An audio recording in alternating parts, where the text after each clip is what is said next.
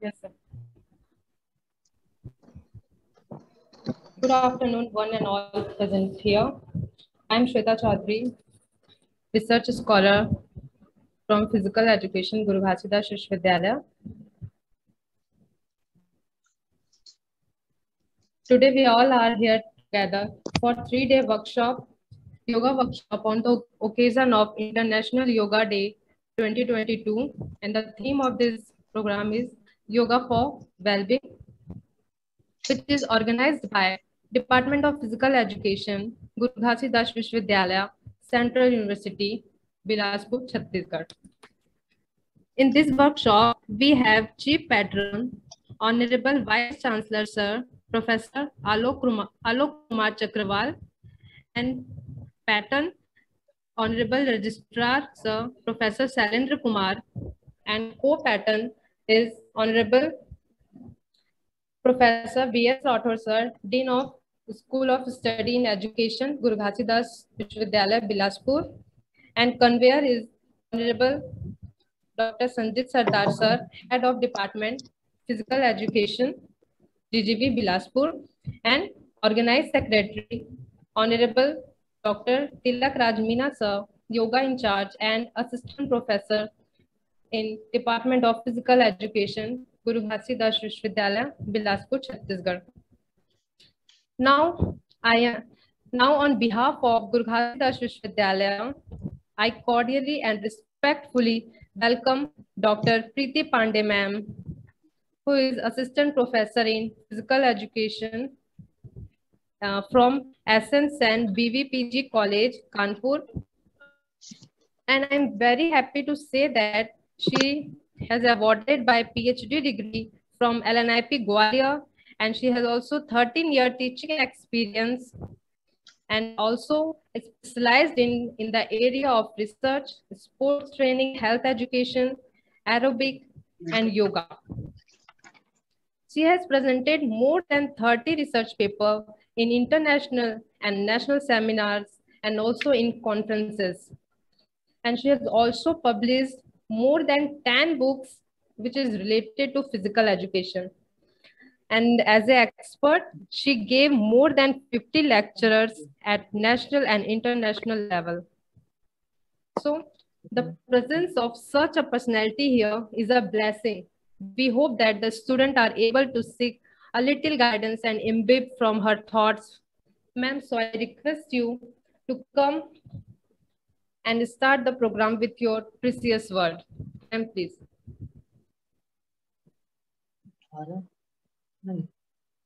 आता 72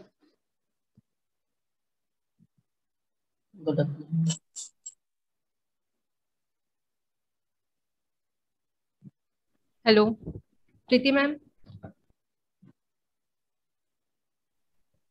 Hello, am I audible? Yes, ma'am, you're audible. Thank you so much, everyone. First of all, I would like to give my vote of thanks, and with full of my heart, I give my thanks to Honorable Vice Chancellor Sir, Coordinator Sir, Mr. Mathu Sir, Convener Dr. Sarkar Sir, Secretary Program Dr. Tilak Rajmeena Sir, for offering me this wonderful session here in front of you. अभी हम सभी जानते हैं कि योगा, हमारा अंतर्राष्ट्रीय योग दिवस 21 जून को आने वाला है और हम सभी फिर से एक बार बहुत एक्टिव हो चुके हैं। फिजिकल एजुकेशन और स्पोर्ट्स वाले वैसे भी कहे जाते हैं कि हम एक्टिव होते हैं, लेकिन एक अंतर्राष्ट्रीय योग दिवस आते ही हमारी जो एक्सट्रीम जो मैक्सिमम हमारे एफर्ट्स होता है वो हम देना स्टार्ट करते हैं। और आई थिंक ये इस पूरे जो ऑर्गेनाइजर हैं सारे, उन्होंने मिलके, इस डिपार्टमेंट ने मिलके जो एक प्रोग्राम ऑर्गेनाइज किया है, ये इसका एक बहुत बड़ा उदाहरण है। तो आज मैं बहुत समय ना लेते हुए अपने टॉपिक पे शुरू करती हूँ जो कि है कि योग एक संपूर्ण विषय। सबसे पहले मैं अपने इस जो टॉपिक है हमारा कि योग एक संपूर्ण विषय की जो प्रासंगिकता है या इसकी जो महत्व है, ये इस विषय को मैंने क्यों लिया, इसके बारे में आप सभी को बताना चाहूंगी कि योग एक संपूर्ण विषय, ये जो टाइटल था ये मैंने चूज इसलिए किया, ये इसलिए बनाया क्योंकि वास्तव में हम सभी जितने भी विषयों का अध्ययन कर रहे हैं, पढ़ रहे हैं, चाहे वो साइंस हो, आर्ट हो, 2 ही प्रकार के विषय पूरे विश्व में पाए जाते हैं। एक विषय होते हैं जिनमें हम व्यवहार को पढ़ते हैं और जिसमें परिवर्तन पाया जाता है। वो विषय वो होते हैं जिन्हें हम कला की संज्ञा में रखते हैं, यानी आर्ट के सब्जेक्ट्स कहलाते हैं। कुछ विषय ऐसे होते हैं जो प्योर साइंस के विषय होते हैं, वैज्ञानिक विषय होते हैं, जिसमें तथ्य और तर्क की हम बात करते हैं। हम कहते हैं कि दिस इज यूनिवर्सल ट्रुथ, यानी कि केमिकल के 2 आयंस मिलके, 2 अणु मिलके, 2 प्रकार के केमिकल्स मिलके किसी चीज का प्रोडक्शन करते हैं, that is fix, that can not be change. और अगर फिजिकल एजुकेशन में ये एक उदाहरण आप सभी के सामने प्रस्तुत करूं तो कहते हैं कि मैक्सिमम हॉरिजॉन्टल डिस्टेंस अगर हमको कवर करना है तो 45 डिग्री एंगल पे फेंकी गई कोई चीज हम मैक्सिमम कवर कर सकते हैं। तो ये जो 2 सार्वभौमिक सत्य हैं, इन्हें हम कभी नकार नहीं सकते। तो इस प्रकार के जो विषय जो पढ़ाए जाते हैं, जिसमें फिजिक्स, केमिस्ट्री, ये प्योर साइंस के विषय हैं। आज तक के में यदि एक विषय जो इन दोनों ही विषयों को संपूर्णता में लेके चलता है, उसमें वैज्ञानिकता के वो सारे के सारे पक्ष हैं जिसे वैज्ञानिकता झलकती है, और कला के यानी कि व्यवहार परिवर्तनशील है, इसका यदि हम अध्ययन करते हैं तो ये दोनों ही विषय समाहित है। वो विषय है एकमात्र योग। इसीलिए इसको मैंने एक शब्द कहा कि योग एक संपूर्ण विषय। अब योग संपूर्ण विषय के साथ साथ ये केवल एक विषय नहीं बल्कि दर्शन है। भारतीय और हिंदू धर्म में जब हम इसे दर्शन कहते हैं, यानी कि हम ये मानते हैं कि दर्शन अर्थात लव फॉर विजडम, यानी इतना ज्ञान जो सागर में भर गया। एक सागर एक वर्ड है, एक शब्द है जिसमें अथाह और अथाह नॉलेज रहती है। अगर आप मछलियों के बारे में एक सागर में पता करें तो इतनी प्रकार की मछलियां कि आप गिन नहीं पाएंगे। वहां पे पाए जाने वाले जीव जंतुओं की बात करें तो आप गणना नहीं कर पाएंगे। उसके पानी का अध्ययन करें तो उसको पानी इतना अधिक है कि आप उसको गणित नहीं कर पाएंगे। यानी सागर, love for wisdom is like a ocean, love for ocean, इतना ज्ञान जो हम किसी एक चीज में समाहित ना कर। इसीलिए ये योग एक दर्शन है, यानी उसमें इतना ज्ञान समाहित है कि हमारा एक जन्म शायद कम पड़ेगा उस पूरे दर्शन को समझने के लिए। इसीलिए योग में जो अगर शाब्दिक अर्थ को लेके अब चलूं मैं अपने विषय पर, तो योग का सीधा सीधा शाब्दिक अर्थ है जोड़ना। कितनी चीजों को योग में जोड़ने के लिए कहा जाता है। यदि हम इनहेलिंग और एक्सेलिंग को जोड़ने का काम करते हैं कि कब इनहेल करना है कब एक्सेल करना है, इसके बीच में एक तारतम्य होना चाहिए, तो ये भी एक तरीके का जोड़ है। यदि हम जीने और मरने की बात करते हैं कि हम मोक्ष तक की बात करते हैं, जन्म से लेके मरण तक के हमारे संस्कार हैं जो योग में कहे जाते हैं, तो ये भी एक प्रकार का हमारा जुड़ाव है। यदि हम अपनी बॉडी को एक सोल मान के चलें, एक आत्मा मान के चलें, तो इस पूरे ब्रह्मांड में हम बात करते हैं कि पूरा ब्रह्मांड हमारा वो एक प्रत्येक व्यक्ति की आत्मा से मिला एक पूरा ब्रह्मांड बनता है। यानी एक आत्मा से उस ब्रह्मांड यानी परमात्मा तक के जुड़ने को भी हम योग कहते हैं। यानी योग जुड़ना बहुत अर्थों में समझा जाता है, और इसी अर्थ को समझने के लिए यहाँ पर हम उपस्थित हैं। अब बात करते हैं कि हमारे जीवन में क्या क्या चीजों में हमें जुड़ना है। तो योग में कहा गया है कि शरीर, मन और आत्मा, 3 चीजें।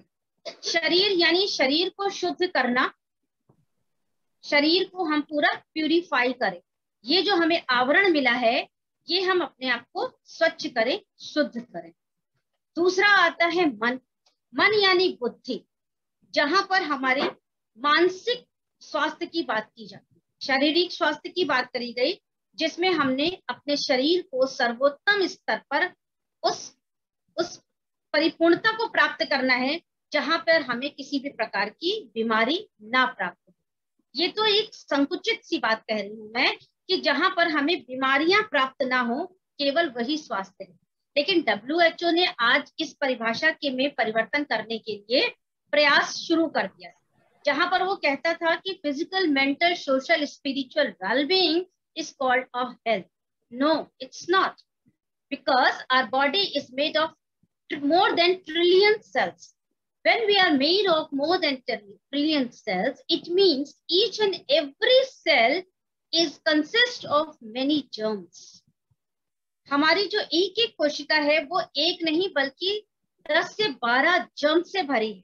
तो आप सोचिए, जो शरीर असंख्य कोशिकाओं से मिलकर बना है, उस एक एक कोशिका में यदि 10 से 12 जर्म्स पाए जाते हैं, जीवाणु कीटाणु पाए जाते हैं, तो हमारे संपूर्ण शरीर में कितने ज्यादा कीटाणु होंगे।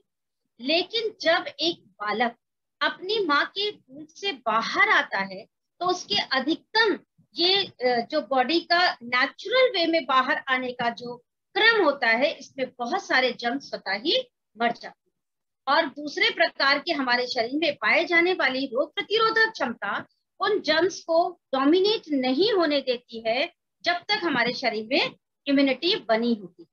यदि इम्यूनिटी कम होती है तो वो जर्म्स हमारे बॉडी में डोमिनेट होकर बीमारियों के रूप में हमारे सामने प्रस्तुत होने लग जाते हैं। तो शारीरिक स्वास्थ्य की बात करता है योग। योग कहता है यदि हम संपूर्ण रूप से अपना व्यायाम करते हैं, सही समय पे उठते हैं, तो हम अपने शरीर का जो शरीर का उपयोग है उसे स्वस्थ रूप में पा सकते हैं। दूसरा आता है हमारे जो शरीर का एक भाग है वो है हमारा मन।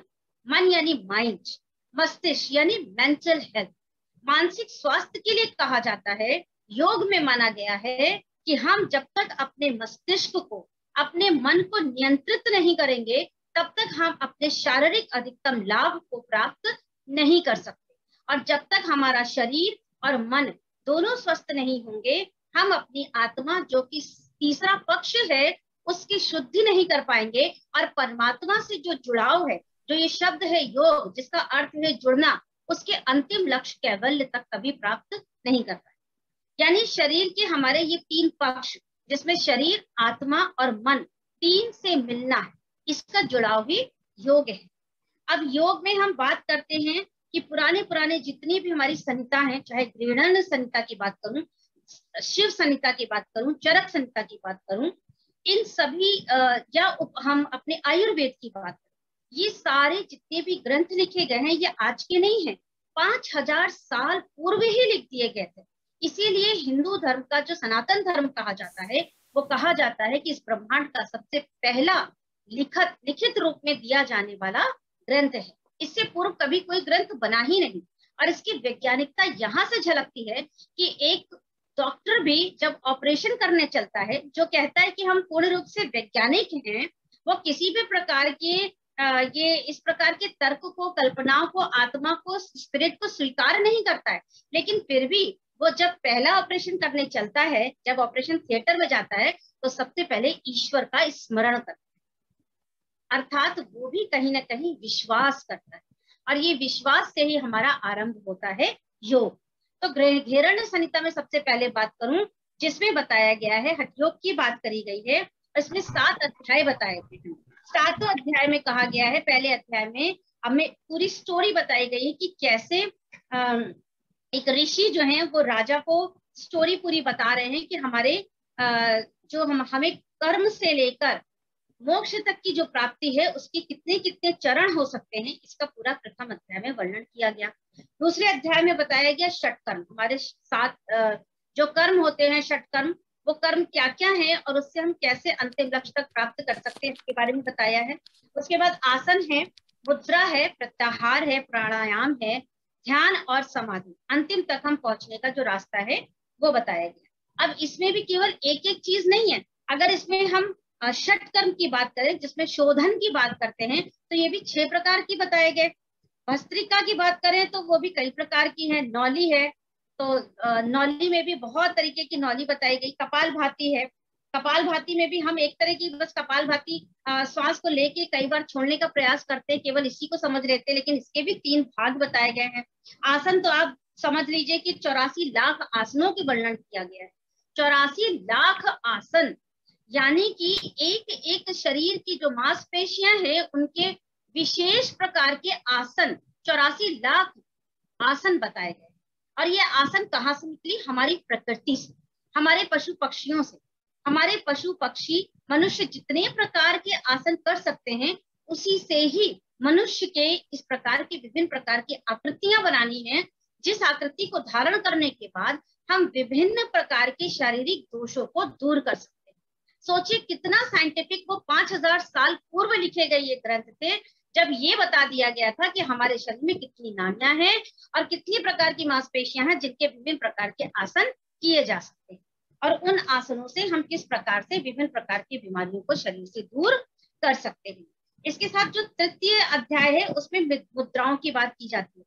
अब मुद्राओं के साथ साथ देखिए कि हम हस्त मुद्राएं बनाते हैं। हस्त मुद्राओं में भी देखिए कि आप ज्ञान मुद्रा है, ठीक है, वात है, पृथ्वी है, आप एक एक मुद्रा बनाते हैं। ज्ञान मुद्रा कहेगी स्टूडेंट के लिए, जिसमें इंडेक्स फिंगर और थंब को मिलाकर हम बाकी फिंगर्स को स्ट्रेट रखते हैं, तो कहते हैं कि ये दोनों जो उंगलियां हैं, थंब और हमारे इंडेक्स फिंगर, ये हमारे मस्तिष्क से सीधे जाती है, इसीलिए हमारे मस्तिष्क को सक्रिय करती है, वहां से निकलने वाले हार्मोन्स को सक्रिय करती है। इसलिए यदि हम ये मुद्रा बनाते हैं तो हमारा कंसंट्रेशन लेवल और हमारा ध्यान जो है वो बढ़ता है। जिसको वात की प्रॉब्लम है वो थंब के नीचे के सेंटर पे अपनी इंडेक्स फिंगर को दबा के थंब से इसको प्रेस करता है, बाकी फिंगर सीधे रखिए, तो ये वात के लिए मुद्रा बताएगी कि जिनको वात से संबंधित दोष है वो दूर कर सकते हैं। और माना भी गया है कि हमारे हाथों में जितने भी हमारे शरीर के अंग हैं वो सारे अंग इसी हथेली में पाए जाते हैं। यदि इनमें भी हम हर प्रकार की उसको दबाते हैं, पॉइंट्स हैं, उन पॉइंट्स को दबाते हैं, तो वहां से निकलने वाले हार्मोन्स और सिक्रीशन को वो एक्टिवेट कर देते हैं। तो ये मुद्राओं का ज्ञान भी हमें तृतीय अध्याय में देखने को मिलता है। चतुर्थ अध्याय में बताया गया है कि प्रत्याहार का हमें कैसे पालन करना है, जिससे कि हमारी इंद्रियों को, हमारे जो पांचों इंद्रियां हैं, उन इंद्रियों को कैसे हम कंट्रोल कर सकते हैं। इसके बाद 5वें अध्याय में बताया गया है मिताहार। मिताहार की बात कही गई है, हितकारी आहार क्या होता है, और आग्रह निषिद्ध आहार की कौन सा आहार हमें नहीं करना है।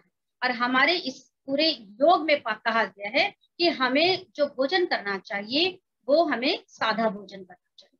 मांसाहारी भोजन निषेध किया गया है, कारण कि हम एक मनुष्य का शरीर माना गया है कि हम जो है वो सत आहार के लिए बनाए गए, सादे भोजन के लिए बनाए गए हैं, मांसाहारी भोजन के लिए, क्योंकि हमारा शरीर में जो हार्मोन्स निकलते हैं जब हम किसी पशु को मारते हैं, तो माना जाता है कि पशु को मारते वक्त जब उससे जो हार्मोन सिक्रीशन होते हैं, भय का, क्रोध का, डर का, ये सब सिक्रीशन से निकलने वाले हार्मोन उस व्यक्ति के सेल्स या कोशिकाओं में एकत्र हो जाते हैं। और जब हम उसी प्रकार के मांस या इस प्रकार का भोजन करते हैं जो दूषित हो चुका है, यदि उस भोजन को हम ग्रहण करते हैं तो वो हमारे शरीर के लिए अहितकारी होता है, वो हमारे शरीर को हानि पहुंचाता है। ठीक है, अब आज साइंस कहती है कि हमें ऐसे प्रकार की प्रोटीन भी प्राप्त होते हैं जो नेचुरल से प्राप्त नहीं होते, तो ये गलत है। आप हर प्रकार के प्रोटीन, हर प्रकार की, चाहे मेगा 3 हो, चाहे ओमेगा 3 हो, चाहे किसी भी प्रकार के प्रोटीन, कितने प्रकार के हैं, फैट लॉस को करने के लिए, फैट को बढ़ाने के लिए, हर प्रकार के प्रोटीन आप नेचुरल कंटेंट से, प्रकृति के द्वारा दिए गए प्रदत्तों से प्राप्त कर सकते हैं। इसके लिए आवश्यक नहीं है कि आप मांस ही खाएं तो आपको वो प्रोटीन या वो प्रकार का खाद या न्यूट्रिटिव वैल्यू आपको प्राप्त होगी। तो हमें सादा भोजन इसलिए कहा गया था क्योंकि हमारे शरीर के जो अंग प्रत्यंग हैं वो उन्हीं का पाचन करने के लिए सर्वोत्तम तरीके से बनाए गए हैं। और मिताहार के लिए कहा गया है कि हर 15 दिन में हमें फास्टिंग करनी चाहिए। फास्टिंग क्यों करनी चाहिए? हर 15 दिन यानी एकादशी। हमारा जो प्रोग्राम होता है, जो एक क्रम चलता है, तो हर 15 दिन हमारा सूर्य निकलता है अस्त होता है, यानी सूर्य ग्रहण और चंद्र ग्रहण और पूर्णमासी, और जब पूरा हमारा चंद्रमा और सूर्य दोनों पूर्ण स्थिति में होते हैं तब ये 15-15 दिन का जो चक्र चलता है, इसी में ही जब एकादशी आती है तो उस दिन कहा जाता है कि हमें पूर्ण रूप से निर्जल व्रत रखना चाहिए। इसका मेन जो कॉन्सेप्ट है, इसके पीछे जो संप्रत्यय है, वो कारण ये था कि जब हमारा शरीर 15 दिन के चक्र में चलता है तो हमारे शरीर में वो विजातीय तत्व एकत्र हो जाते हैं जिन्हें शरीर से बाहर निकालना ही होता है, और ये शोधन क्रिया के अंतर्गत पाया जाता है। जब 15वें दिन हम व्रत रहते हैं, निर्जल व्रत, तो हमारे शरीर में बहुत प्रकार की कोशिकाएं पाई जाती हैं, जिनमें कुछ ऐसी कोशिकाएं हैं टी सेल्स जो कि 24 घंटे के आप जब बिना जल के फास्टिंग रहते हैं तो वो टी सेल तभी जनरेट होते हैं जब उन्हें 24 आवर्स पानी भी नहीं मिलता, यानी वो सुप्त अवस्था में रहते, सोते रहते हैं।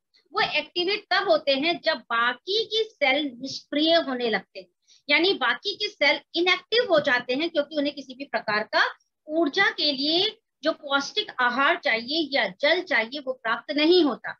ऐसी कंडीशन में उन्हें सपोर्ट करने के लिए टी सेल्स जनरेट होते हैं, एक्टिवेट होते हैं, और वो जो सिक्रीशन निकालते हैं वो हमारे शरीर में इम्यूनिटी का काम करते हैं, रोग प्रतिरोधक।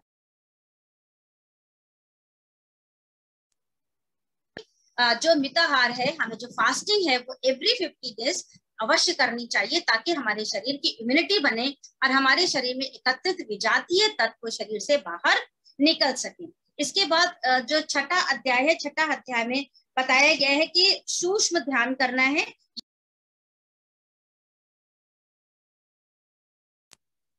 कंसंट्रेशन के ऊपर आते हैं, तभी हमारी ध्यान और धारणा, जो हमारे कर्म कहे गए हैं षटकर्म, उसमें ध्यान और धारणा कही गई है।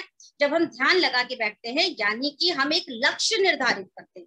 ध्यान का यहाँ पे अर्थ होता है कि लक्ष्य लगाना, लक्ष्य को निर्धारित करना, और जब हमारे पास लक्ष्य होता है तभी हम अपने कर्म को अग्रसारित कर पाते हैं। तो यानी लक्ष्य का अर्थ है कि धारणा में बैठना, फिर हम धारणा के बाद ध्यान लगाते हैं। ध्यान लगाने के लिए बहुत सारे ऐसे इक्विपमेंट हैं, ऐसी चीजें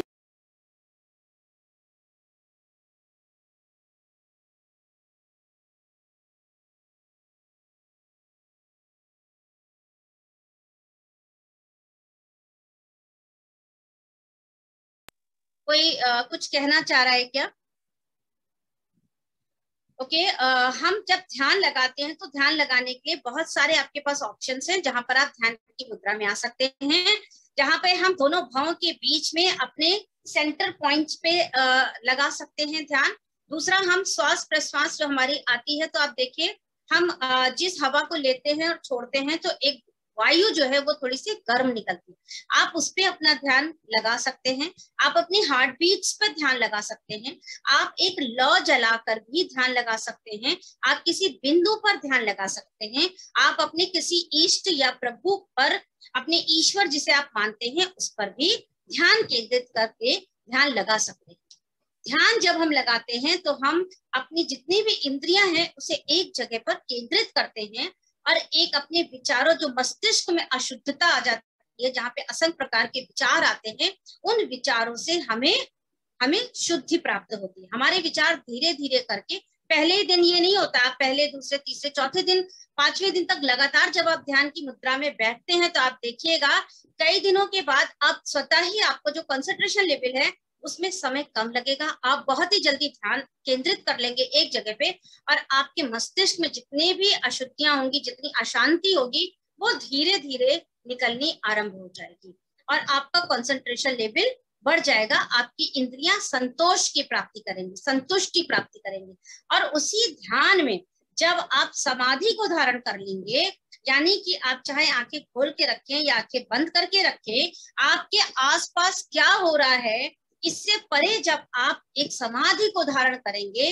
तब आप मानिएगा कि आपका जो लक्ष्य है अंतिम ध्यान धारणा समाधि तक का, वो पूर्ण स्थिति में आ रहा है। लेकिन ये पूर्णता नहीं है, अभी भी पूर्णता नहीं है। क्यों? क्योंकि जब हमारे जो 4 पाद बताए गए, उस 4 पादों में पतंजलि के जो 4 पाद है, उसमें कैवल्य जो अंतिम पाद है, जिसमें हम कहते हैं कि मोक्ष की प्राप्ति कर लेते हैं। मोक्ष की प्राप्ति का मतलब है कि इस आत्मा का परमात्मा के साथ लीन होना। लेकिन अभी लीन होने की आवश्यकता आपको नहीं है। क्यों? क्योंकि आप एक स्टूडेंट लाइफ जी रहे हैं और आपको अभी कर्मों को अपने वहन करना है। आप अपने कर्म करके, और उस कर्म को करने में है कि आपकी सत्यता हो, आप सत्य का पालन करें, ईमानदारी से करें, अपने कर्तव्यों को पालन करते चले। तो यानी अपने चित्त को आपको कंट्रोल करना है। चित्त यानी आपका मन इस समय विचलित अवस्था में यदि होता है, आपके पास बहुत सारे टास्क हैं, बहुत सारे काम हैं, लेकिन आप अपने लक्ष्य को निर्धारित करें। आपका लक्ष्य यदि पढ़ाई कर रहे हैं तो पढ़ाई में है कि आपको सर्वोत्तम अंक पाके आगे बढ़ना, फिर नौकरी करना, फिर घर परिवार गृहस्थ जीवन व्यतीत करना। उसके बाद आप अपने लक्ष्य को अंतिम समाधि की ओर ले जाएं, तो सर्वोत्तम होगा। क्यों? क्योंकि मनुष्य जीवन यदि आप प्राप्त कर रहे हैं तो मनुष्य जीवन के भी अपने कर्म हैं, उन्हें आपको निर्वहन करना है। इसके साथ यदि बात करूं, ये तो हमारी हो गई योग दर्शन की बात है, जहां पे योग कहता है कि हमें शुरुआत से लेके अंत तक की जो प्रोसेस है वो से फॉलो करके हमें एक अंतिम लक्ष्य अच्छाई की ओर, सच्चाई की ओर, ईमानदारी की ओर और मोक्ष की ओर बढ़ना है। इसके साथ हमारे जो उसमें आयुर्वेद की जो वर्णन किया गया है, वो आयुर्वेद भी योग का एक पार्ट है, एक हिस्सा है, जिसमें वो सिर्फ आहार की बातें करते हैं। हमारा शरीर एक तो स्वयं ईश्वर ने जो दिया है वो है, दूसरा जो हम इस पूरे वातावरण से में रहते हुए जो भी चीजें खाते हैं उसका 80% रोल प्ले करता है हमारे शरीर को निर्मित करने में। तो हमारे शरीर में जो निर्मित करने के लिए जो बनाया गया, उसमें 3 प्रकार के मुख्य दोष बताए गए हैं, जिन्हें त्रिदोष की हम संज्ञा कहते हैं। इन त्रिदोषों को यदि हम सम कर लें तो हमें किसी भी प्रकार की बीमारी शरीर को नहीं लगेगी। तो ये 3 दोष कौन से हैं? वात, पित्त और कफ। ये वात, पित्त और जो कफ है, ये तीनों ही हम सभी में विद्यमान रहता है। और जैसे ही हम भोजन खाते हैं, हमारे शरीर में इनकी जो एक बैलेंस स्थिति है, संतुलन स्थिति है, वो कहीं ना कहीं बिगड़ने लग जाती है। और ये जब हमारा सूर्य उगने से लेके सूर्य अस्त तक में हमारे ये तीनों ही अलग अलग समय में ज्यादा डोमिनेट होकर रोल प्ले करते हैं। मॉर्निंग का समय जब हम ब्रह्म मुहूर्त का समय मानते हैं, समय वात काफी अधिक मात्रा में रहता है, उसके बाद पित्त और उसके बाद कफ का नंबर आता है। लेकिन इसे यदि हमें बैलेंस करना है, यानी वात, पित्त, कफ, देखिए 3 ही प्रकार के हमारे शरीर में चीजें पाई जाती है। वायु यानी वात, पित्त यानी वायु, कफ यानी कि हमारे एल्कलाइन बॉडी। अब हमारे शरीर जो मैक्सिमम जो बना हुआ है वो प्रोटीन से बना है, और प्रोटीन किन चीजों से बना होता है? एमिनो एसिड से। अब एमिनो एसिड्स की यदि अणु हमारे बिगड़ते हैं, यानी भोजन में यदि इस प्रकार के तत्वों को हम खाते हैं जिससे हमारे एमिनो एसिड के जो लिंक हैं उसका जो सर्किल बनता है, उसके जो साइकिल बनते हैं, उसकी जो कड़ी बनती है, वो यदि अणु में परिवर्तन हो जाता है तो हमारे शरीर में वात, पित्त और कफ का इम्बैलेंस स्टार्ट हो जाता है। क्यों? क्योंकि इसका डाइजेशन ही अलग प्रकार से होता है। इसके साथ ही हमारे शरीर में शून्य की भी अवस्था है, यानी कि खाली स्थान भी हमारे शरीर में अवश्य होना चाहिए, और होता है। ना हो तो भी हमारे शरीर में बहुत प्रकार की बीमारियां आ जाती हैं। जैसे नाक की ये नथुने देखिए, ये एक वैक्यूम स्थान है। वैक्यूम स्थान यानी जहां पर केवल वायु का, वात का ही स्थान होता है, और यहाँ पर शून्य का स्थान होना बहुत आवश्यक है। इसीलिए शून्य को, यानी शून्य को हम योग की भाषा में आकाश शब्द को मानते हैं। आकाश शब्द यानी शून्य की अवस्था। ये शून्य भी हमारे शरीर के बहुत सारे स्थानों में पाया जाता है, तभी हम एक स्वस्थ शरीर को पा सकते हैं।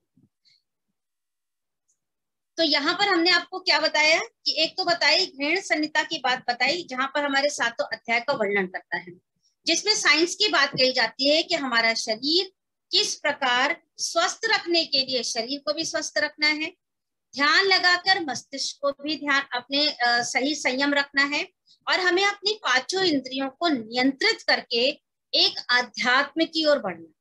आध्यात्म की ओर बढ़ने का मतलब है स्पिरिचुअल, हमें किसी ईष्ट की ओर अपने आप को अग्रसारित करना। हम चाहे किसी भी धर्म के हों, हम ये बात मानते हैं कि हम आध्यात्म यानी हमारा अंतिम जो ईश्वर मृत्यु की तरफ बढ़ता है या एजिंग की ओर, जब ओल्ड एज की ओर बढ़ता है, तो आप पाएंगे कि एक व्यक्ति राम का नाम सबसे ज्यादा लेने लगता है, या ईश्वर अल्लाह का नाम सबसे ज्यादा लेने लगता है, जबकि वो जीवन पर्यंत शायद एक बार भी नाम ना ले।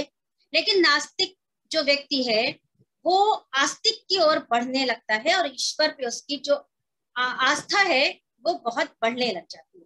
तो कभी आपने सोचा कि हम अपने अंतिम पड़ाव पर आने के बाद, या जो व्यक्ति बिस्तर लग जाता है, वो ही राम का नाम क्यों लेने लगता है?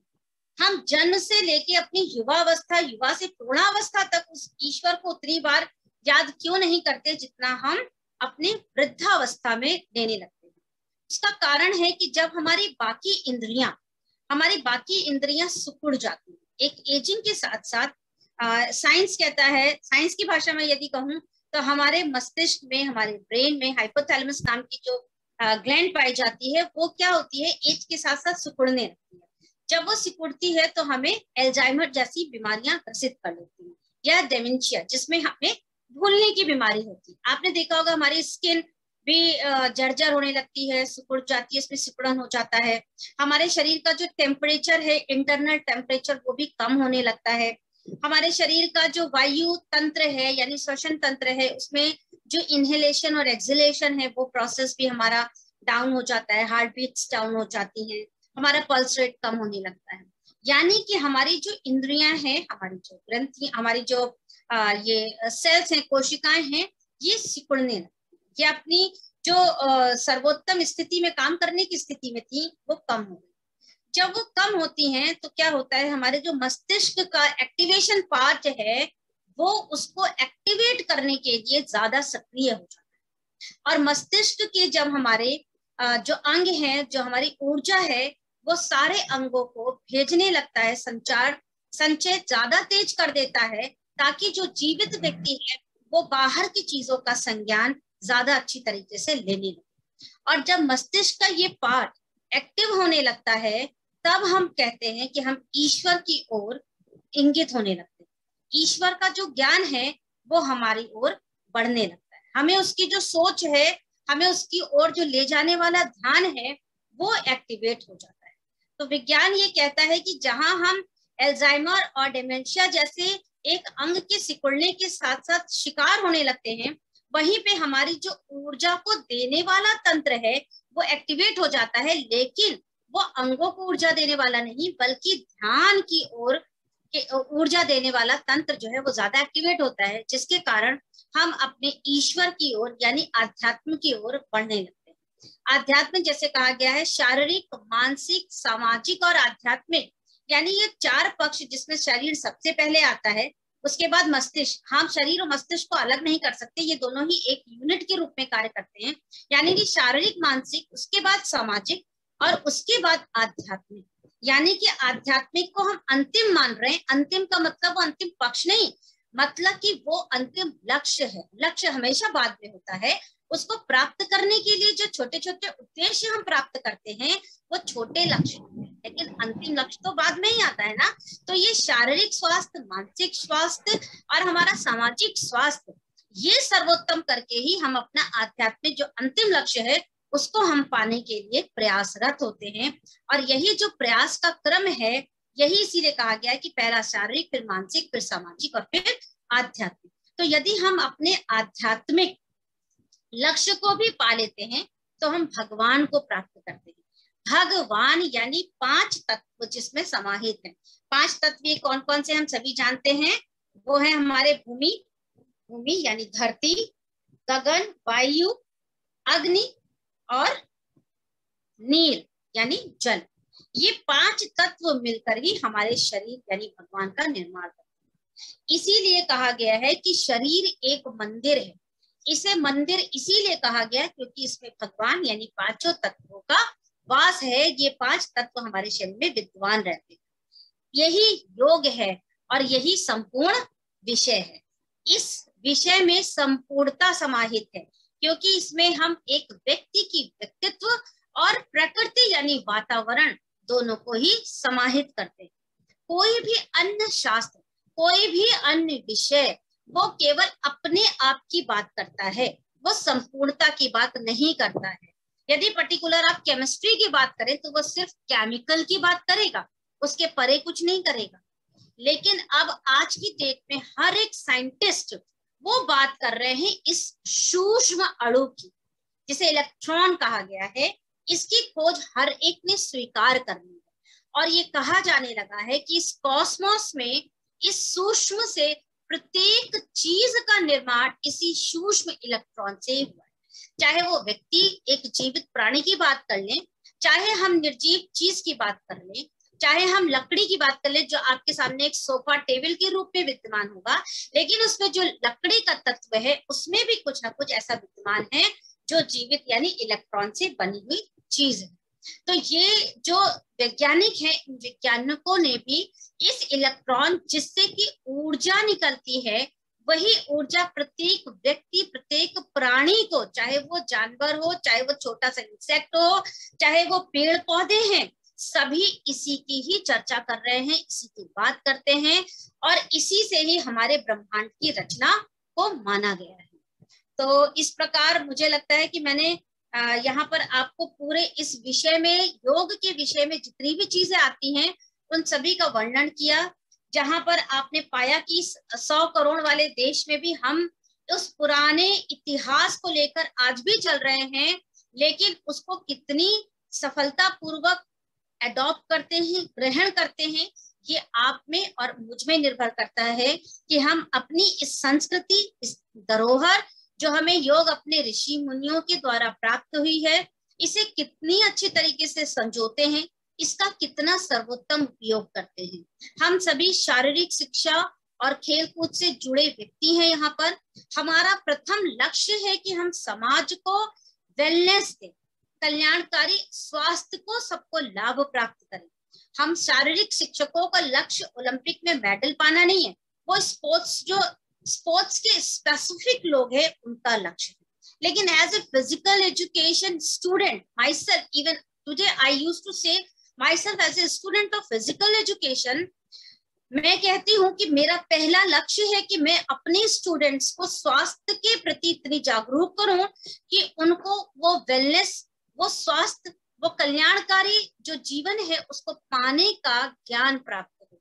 हम एक ऐसे समाज का निर्माण करें जिनकी बुद्धि में, जिनके समझ में, जिनकी ज्ञान में हम स्वास्थ्य को सर्वोत्तम स्थान दे दें। तब हमारा लक्ष्य फिजिकल एजुकेशन का जो ये विषय चल रहा है, ये हर विश्वविद्यालय में, हर कॉलेज में तभी सफल होगा जब हम ग्रासरूट लेवल से लेके हायर एजुकेशन तक प्रत्येक व्यक्ति को ये अच्छा सर्वोत्तम स्वास्थ्य पाने के जो कदम है, जो स्टेप है, जो स्ट्रॉन्ग है, इसको प्राप्त करने के लिए जागरूक कर पाएंगे।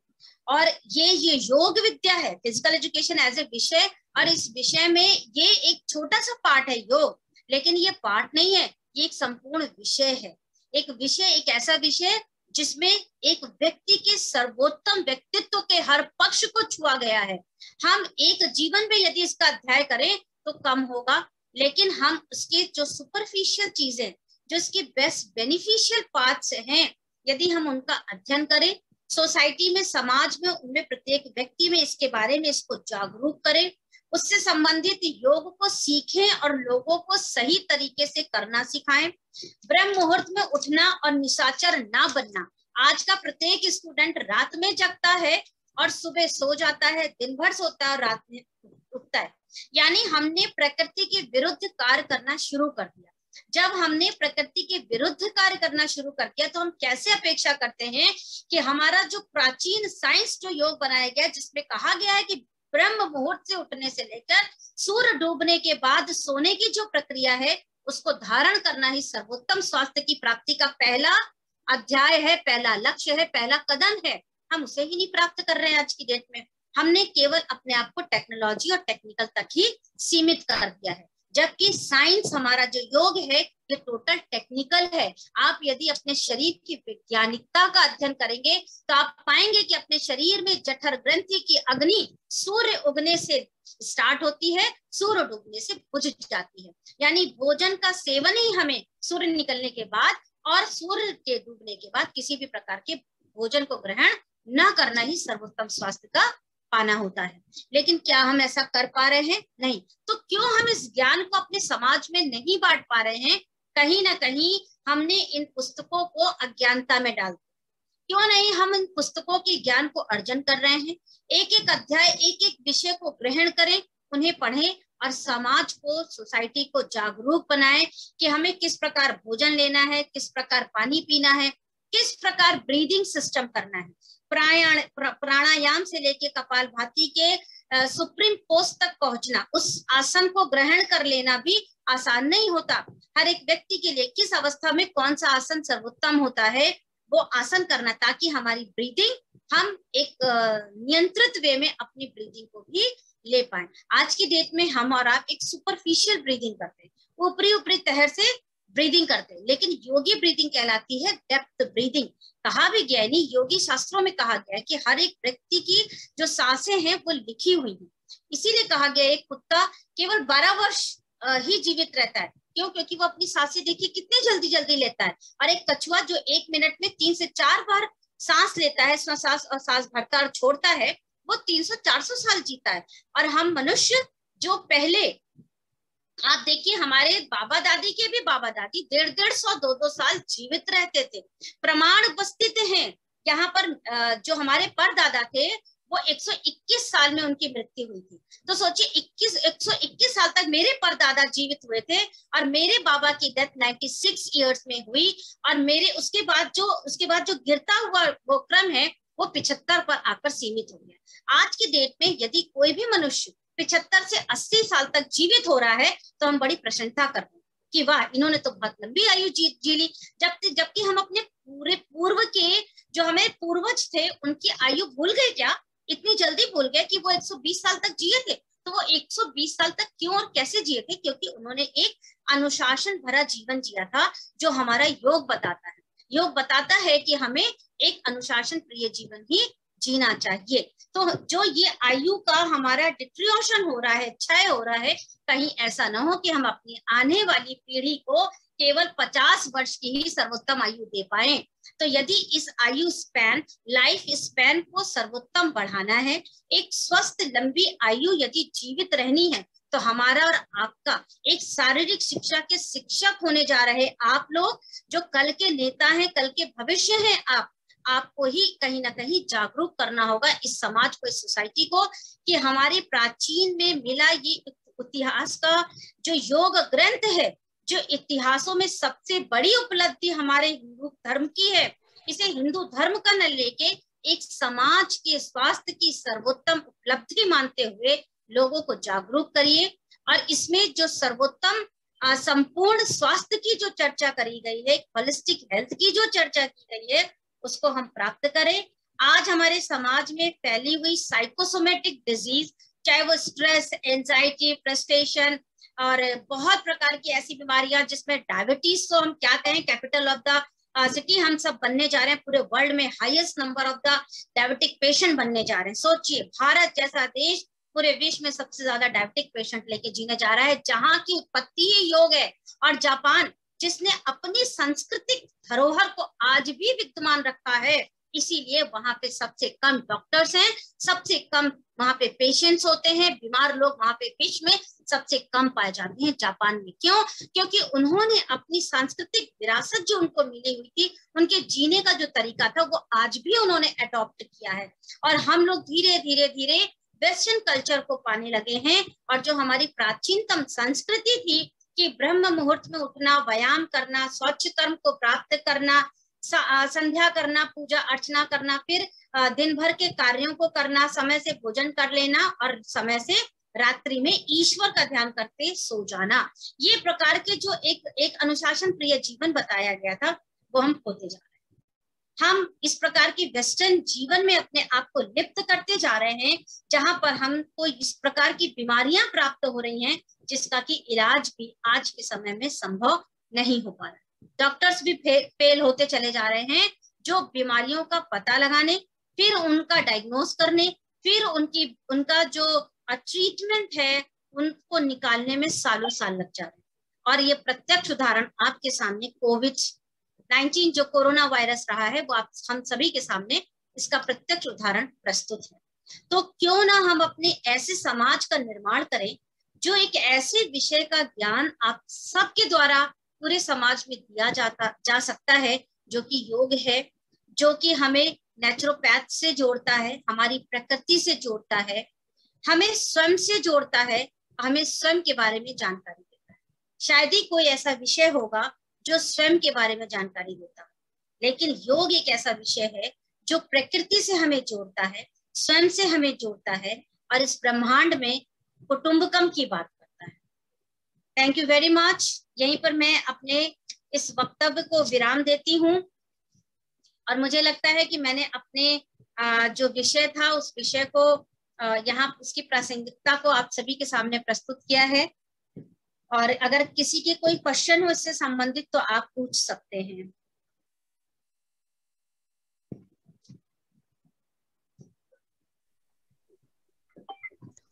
If anybody has question, please put it in the chat box.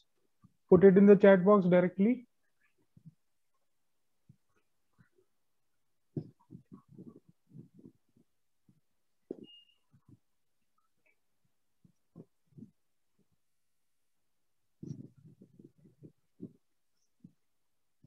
जिस किसी के भी प्रश्न है वो चैट बॉक्स में अपना प्रश्न टाइप कर सकते हैं।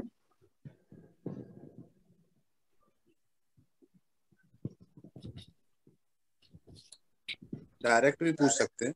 डायरेक्ट भी पूछ सकते हैं आप। माइक अपना चालू करें, एक एक करके हैंड रेस करेंगे जिसके भी प्रश्न है।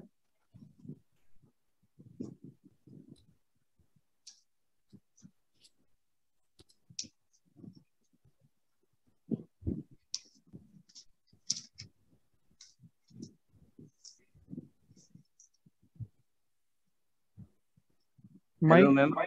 हाँ पूछिए सर, पूछिए अविनाश सर, प्रश्न पूछिए। हाँ मैम, आप बोल रहे थे कि ब्रीदिंग अगर हमारा तेज होगा तो हमारी जो आयु है वो कम हो जाएगी। तो हम जब रनिंग करते हैं या जब कोई ये वर्कआउट करते हैं तो हमारी जो ब्रीदिंग तेज होता है तो क्या उससे क्या हमारी आयु कम होगा क्या? बहुत अच्छा क्वेश्चन पूछा है अविनेश राय आपने। वास्तव में बहुत टेक्निकल और साइंटिफिक क्वेश्चन है। देखिए, दो तरीके की बातें कही गई हैं। एक कहा गया है कि हमें अपनी ब्रीदिंग जो है वो डेप्थ ब्रीदिंग करनी है। जब हम एक्सरसाइज या विगरस एक्टिविटीज करते हैं तो हमारी ब्रीदिंग फास्ट हो जाती है, लेकिन फास्ट के साथ साथ वो ब्रीदिंग जो हम करते हैं वो ब्रीदिंग सुपरफिशियल नहीं होती है, वो डेप्थ ब्रीदिंग होती है। हमारी डेप्थ ब्रीदिंग के साथ साथ जो एक्सरसाइजिंग के साथ की गई ब्रीदिंग होती है वो हमारे शरीर के जो ऑर्गन्स हैं उनकी कैपेसिटी को बिल्ड करती है। जब हम योगा आसन करते हैं, ऐसे तो आप कहिए कपालभाति जब हम करते हैं तो कपालभाति में इनहेल करने के बाद हमें जर्क के साथ अपनी ब्रीदिंग को एक्सेल करना होता है। यानी कि उस समय हम अपने शरीर के अंगों की क्षमताओं को बढ़ाने के लिए व्यायाम कर रहे होते हैं। यानी कि जब हम एक्सरसाइजिंग के थ्रू, व्यायाम के थ्रू, योगा के थ्रू जब हम अपनी ब्रीदिंग को के जो फ्रीक्वेंसी है उसको बढ़ाते हैं तो बढ़ाने के साथ साथ हम डेप्थ में इनहेल भी कर रहे होते हैं। यानी कि हमारी ब्रीदिंग इनहेल और एक्सहेलेशन वो डेप्थ में ही होती है। और आप देखिए, जब आप एक बहुत ज्यादा एक्सर्शन हो जाता है तो आपकी जो ब्रीदिंग, आप जब डाउनवर्ड में जाते हैं, कूलिंग डाउन में जाते हैं, तो आपकी ब्रीदिंग उतनी ही डेप्थ में होती है। तो यानी ये साइंटिफिकली प्रूवन है कि जब हम वर्कआउट करते हैं तो हमारी ब्रीदिंग फास्ट होती है, लेकिन उससे दो फायदे हैं। एक तो हमारी ब्रीदिंग डेप्थ में होती है, दूसरा हमारे ऑर्गन्स की जो कैपेसिटी है, जो VO2 मैक्स है या वाइटल कैपेसिटी है, उसके एडेप्टेशन को बढ़ा देती है। मैम ये दो फायदे तो हैं, लेकिन एक घाटा भी तो है कि हमारी उम्र फिर धीरे धीरे वो कम होगा। नहीं, देखिए, ये जो बात कही गई है ना कि हम सभी को अपनी सांसें फिक्स मिली हैं, ये इसलिए कहा गया है कि लोगों के अंदर अवेयरनेस जागृत हो, लोगों के अंदर ये एक तरीके की चेतन जागृत हो कि हमें जो अपनी ब्रीदिंग करनी है वो डेप्थ में करनी है, गहराई में ही सांसें लेनी है, ताकि हम एक अच्छी सांस ले सकें। ये एक केवल एक कहावत के रूप में ये बात कही जाती है कि हमें डेप्थ ब्रीदिंग करनी चाहिए और हमें सांसें फिक्स हैं, ताकि लोग व्यायाम और योगा की ओर जुड़े और अपनी ब्रीदिंग को जो हम सुपरफिशियल लेते हैं उसको डेप्थ में लेना आरंभ करें। ये इस तरीके से कहा जाता है ताकि लोगों में चेतना जागृत हो। Okay ma'am, thank you ma'am, नमस्ते। वेलकम।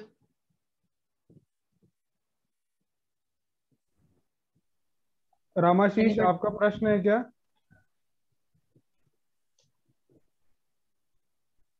और कोई? पवन कुमार, आपने भी रेज हैंड किया हुआ है, आपका प्रश्न है क्या? No sir. ठीक, Shweta ma'am. Thank you so much, ma'am, for your most valuable words. Now I invite Mr. S. Swapnilayanga, research scholar in physical education, GGV Bilaspur, for the deliverance of the vote of thanks. Swapnil sir. Good afternoon ma'am, good afternoon सभी को। मैं S स्वप्निलैंगर, research scholar physical education department से। आज का हमारा 3 days workshop का पहला दिन था, जिसमें आज की हमारी रिसोर्स पर्सन थी डॉक्टर प्रीति पांडे मैम, जो कि सहायक प्राध्यापिका हैं एसएन सेन बीवीपीजी कॉलेज कानपुर से, जिनका विषय आज था योग एक संपूर्ण विषय। आज उनका टॉपिक यह था, और जिन्होंने हमें योग की परिभाषा बहुत ही सरल भाषा में बताई, योग का विज्ञान और कला से जुड़ाव जो है उसके बारे में बताया, योग का अर्थ हमें जोड़ना के रूप में सिखाया, बॉडी माइंड और सोल का सर्वप्रथम मिलन, और उसके बाद सोल का परमात्मा से मिलन, यानी आत्मा का परमात्मा से मिलन, यह हमें बताया। उसके बाद कोरोना काल में जब सभी इम्यूनिटी के लिए तड़प रहे थे, तो मैम ने योग का, व्रत का महत्व बताया, जिससे हम अपनी इम्यूनिटी बूस्ट कर सकते हैं।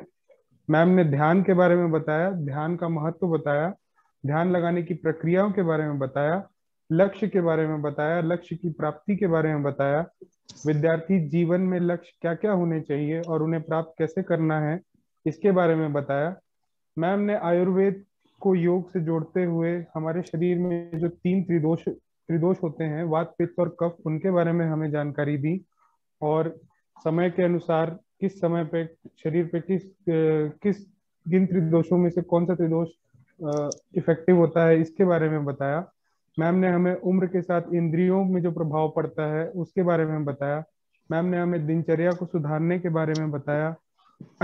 मैम ने अंततः हमें यह बताया कि हम अपने जीवन में योग को कैसे लाकर अपना और एज अ फिजिकल एजुकेटर हम बाकी सभी लोगों का स्वास्थ्य, मानसिक, शारीरिक सभी तौर पे सुधार सकते हैं और अच्छा कर सकते हैं। इसके लिए मैं मैम का बहुत बहुत आभारी हूँ। फिजिकल एजुकेशन डिपार्टमेंट गुरु घासीदास विश्वविद्यालय की ओर से मैम, हम आपके बहुत बहुत आभारी हैं। आपका बहुत बहुत धन्यवाद, आपने अपना कीमती समय निकालकर हमें यह शिक्षा प्रदान की। धन्यवाद ma'am. Thank you so much.